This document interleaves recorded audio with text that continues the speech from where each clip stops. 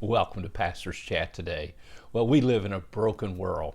So many people are hurting, and sometimes, like the psalmist in Psalm 142, verse 4, he says, "Refuge has failed me. No one cares for my soul." No one cares for my soul. And sometimes we feel that way.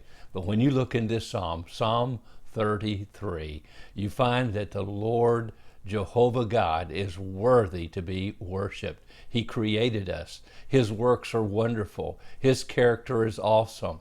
And my friend, His counsel is always there to guide us, as we talked about yesterday. And today, as we look at some of these last verses of this psalm, we find out that we can have the assurance every day of His divine care. Yes, it might look like the world has forsaken us. No man, no person on earth cares about us. But my friend, God cares about you.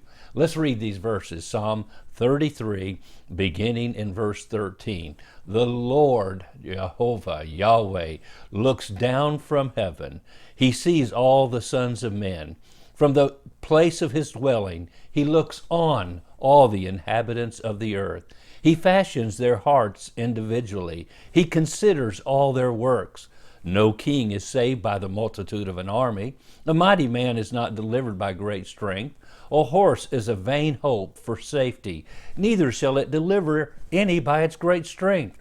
Behold, the eye of the Lord is on those who fear Him, on those who hope in His mercy, to deliver their soul from death and to keep them alive in famine. Our soul waits for the Lord. He is our help and our shield. For our heart shall rejoice in Him, because we have trusted in His holy name. Let your mercy, O Lord, be upon us, just as we hope in you.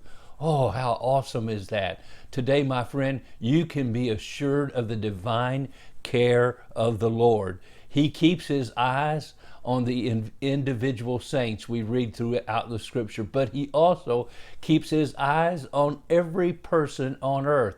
He sees the saints, but He also sees what the sinners are doing to the saints.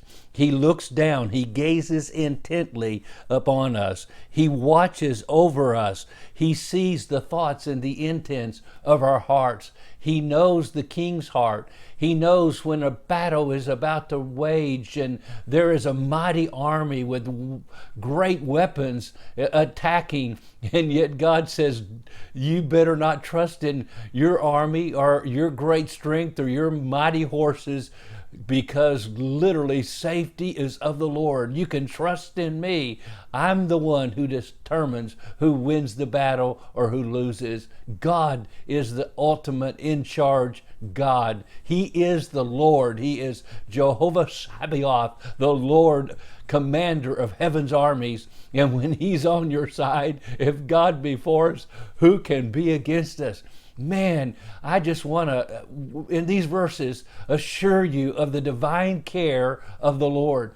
And when we know this and we are trusting Him, He knows our hearts. Just read through those verses over and over again. His eyes are on those who hope in His mercy. And then you see what happens in verse 20. Then we wait for the Lord. Our soul waits for the Lord. Yes, we might seemingly at this point wonder what we're going to do, but His counsel will be there to lead us, and we can know and be assured that He will help us. Why? Because He is our help and our shield. He helps us in the trouble. He protects us through the trials. He keeps us safe, and our heart rejoices in Him, not in the victory. Oh, we can rejoice because of the victory, but we rejoice in Him because He's the one who gives us the victory, because we have trusted in His holy name. As we said, His name is Yahweh, Jehovah. I am that I am. I am all that you need wherever you're at. And that's why let your mercy, your steadfast love,